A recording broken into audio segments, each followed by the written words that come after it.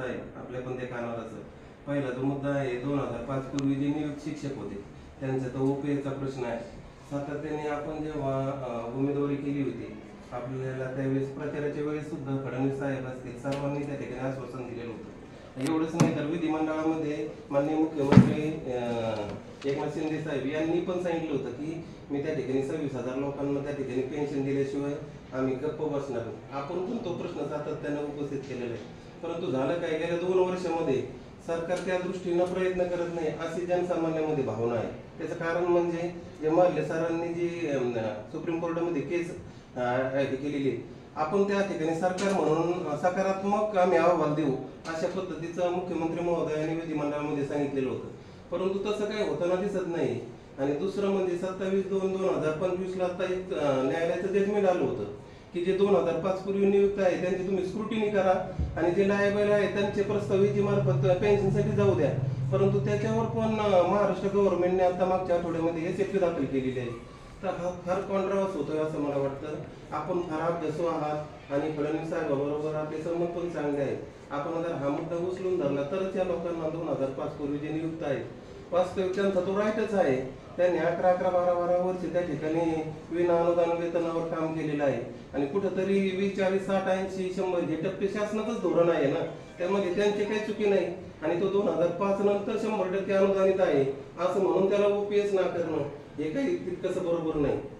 आणि दुसरा जो आहे जो TET संदर्भामध्ये तर आपल्याकडे RT ऍक्ट 2009 ला आला. 2013 नंतर आपण सर्वांना TET मार्फतच घेतलेला आहे. त्यापूर्वी जे नियुक्त शिक्षक होते त्यांनी त्या पद्धतीचा तो व्यावसायिक अभ्यासक्रम वगैरे ते पूर्ण क्रायटेरियामध्ये बसूनच त्यांनी सेवेमध्ये तो गेलेला आहे. आज एखाद्याची 25 वर्ष सेवा झाली आणि आज तुम्ही त्याला जर सांगितलं की तू TET पास हो तरच तुझं कंटिन्युएशन होईल. अशा पद्धतीचा हा शिक्षकावर फार मोठा अन्याय या 2 प्रश्नाच्या बाबतीमध्ये होतो. उत्तर प्रदेश गव्हर्नमेंटने त्या ठिकाणी सुप्रीम कोर्टामध्ये पुनर्याचिका दाखल केलेली आहे. आंध्र प्रदेश गव्हर्नमेंटने केलेली आहे. आणि आपले सुद्धा परवा 4 तारखेचा जो मोर्चा होता माननीय तुम्ही सर्वांनी मिळून त्या ठिकाणी ती मला वाटतं नागपूरमध्ये विषयद्वारे संघटनेला तो मोर्चा मागे घेण्यासंदर्भात आपण हे केलं आणि तुम्ही दाखल करू अशा पद्धतीचं त्या ठिकाणी आश्वासन दिलेलं आहे. तर त्याची पण पूर्तता होण्यासाठी आपण काळजीनं लक्ष द्यावे अशी सर्व शिक्षकाच्या वतीनं माझी विनंती आहे.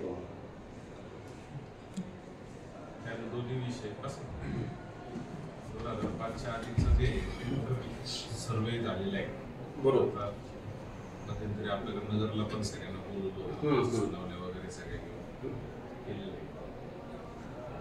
त्याच्यात पण आपण सुप्रीम कोर्टात गेलेलो म्हणजे आपण गेलेलो आहे सुप्रीम कोर्टात कारण खाली निकाल विरोधात लागलेले आहे हायकोर्टाचा.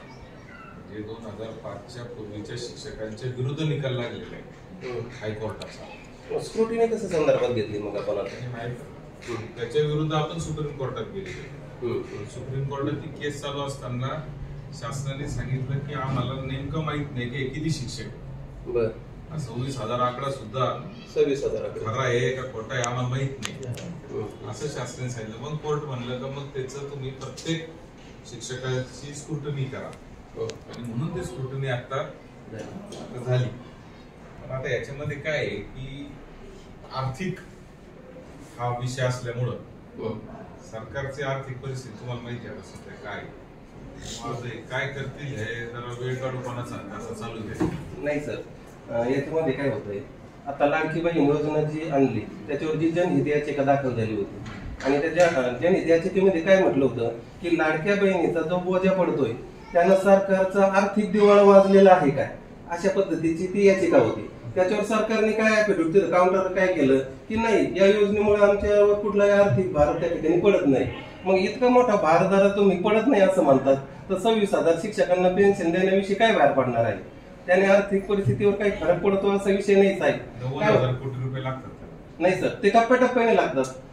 एकाच वेळेस थोडी सारे शिक्षक होणार 1942 पर्यंत 2042 पर्यंत 42 नाही 37-38 37-38 पर्यंत मग ते टप्प्याटप्प्यानेच त्या ठिकाणी रिटायर होणार आहेत ना. एकेकी 90,000 कोटीचा भार नाही पडणार साहेब.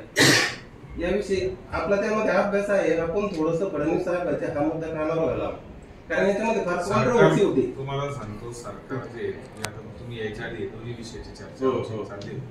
सरकार आता हे सगळ्याच्या म्हणजे ते म्हटले सरकार राष्ट्रपती सोडून जातो परिस्थिती तुम्हाला सांगतो म्हणजे इतकी वाईट आहे. आता पहिल्यांदा इतिहासात असं झालेलं आहे की 6 महिने झाले आणि आमदार निधीचा 1 रुपया पण आलेला नाही. म्हणजे निधीच नाही आमदार निधी सुद्धा. त्याच्यामुळे सरकार काय आहे की याच्यामध्ये टाइमपास करते असं माझं ठाम मत आहे. आणि त्याच्यामुळे हे कोर्टात हे ते SLP कर हे कर ते कर म्हणजे चालूच आहे. आता याच्यात वकील पण आपणच दिलेले आहेत. आता त्या वकिलांशी मी स्वतः बैठक घेतली. आपली गोडसर वगैरे तुम्ही सगळे श्रीगंगावाले गोडसर आहे, तुम्ही आमचं संजय वाडे सगळे 2005च्या आधीचे सगळे आपलं ग्रुप आहे. आपण सगळेजण करतोय. ते काय आहे की खालचा निकाल विरोधात असल्यामुळं थोडं सुप्रीम कोर्ट सुद्धा त्याच्यात वेळ काढूपणा करते. TETचा जो आहे तो तर एकदमच चुकीचा निर्णय म्हणजे. पण आता तो सुप्रीम कोर्टाने दिलेला आहे. त्याच्यावर पुनर्याचिका पण कमीत कमी पण आता काही कोणत्याही सरकारने जरी पुनर्याचिका केली तरी निर्णय लागणारच आहे ना. महाराष्ट्र गव्हर्नमेंट गेलंच पाहिजे असं काही गरजेचं नाही. कारण तशी पण ती केस तमिळनाडूची होती. उत्तर प्रदेश नाही तमिळनाडू विरुद्ध सेंट्रल गव्हर्नमेंट अशा त्या केसमध्ये सुप्रीम कोर्टाने निर्णय दिलेला आहे. आंध्र प्रदेश पण गेलं, उत्तर प्रदेश आता तामिळनाडू पण गेलं. आपण जायला काय हरकत आहे? गेले काय नाही गेले काय लागू तर सगळ्यांना होणारच आहे. गेलं पाहिजे इथपर्यंत वेगळं आहे मुद्दा आहे. गेले नाही गेले काय त्याने काय फरक नाही पडत. कारण शेवटी निकाल लागला तर तो सगळ्यांनाच लागू आहे ना. काय होतं सर याने काय होतं 4 तारखेला आता परवाच्या VC ला तुम्ही होते की मला माहिती नाही. पण त्या ठिकाणी गव्हर्नमेंटने असं म्हटलं ना त्या दिवशी क्लिअरच की उत्तर प्रदेश प्रमाणे आम्ही पण त्या ठिकाणी याचिका दाखल करू. करतील ते याचिका दाखल. पण त्यांनी काय फार फरक नाही पडणार आहे. म्हणजे तुम्हाला कायदेशीर बाजूने सांगतो केलं काय नाही केलं काय 28 राज्य जरी गेले तरी त्यांनी काही लगेच फरक पडेल असं भाग नाही. परंतु ते चुकीचं आहे. तुम्ही यायच्या आधी ती विषयाची आमची तर चर्चा झाली. एकदा नोकरी लागल्यावर परत त्याची परीक्षा घेणं. आणि नाशिक पदवीधर त्यावेळेस तुम्ही पण प्रचाराला होते फडणवीस साहेब तिथं धुळ्याला जी आपली मिटिंग झाली तिथं तुम्ही होते. विधिमंडळात पण एकनाथ साहेब माझे प्रचार नाही जरी नव्हते पण आता तरी आता तुमचे संबंध फडणवीस साहेब बरोबर कसे आहेत सर्वांना माहिती ना साहेब असं म्हणतात नाही. तुम्ही फार अभ्यासू आहात त्यांच्या बरोबर तुमच्या जवळ संबंध आहे त्याचाच कुठेतरी बेनिफिट शिक्षकांना झालं पाहिजे एवढी प्रामाणिक इच्छा आहे. दुसरं काही आहे. पण आर्थिक मुळे सगळं गडबड आलं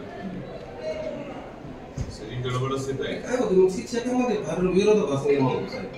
कुठेतरी गव्हर्नमेंट बोलतं एक आणि करतं एक आणि शेवटी सर्वांनी शिक्षकांनी ते सहन करायचं अशा पद्धतीची एक निगेटिव्हिटी शिक्षकांमध्ये पण आहे. याचा कुठेतरी आपण विचार करावा आणि 2 दिवस थोडंसं भेटायला व्हावा असं म्हणावं. शेवटी आता गव्हर्नमेंट म्हणून गव्हर्नमेंटच्या पुढे होऊन जाणार सरकार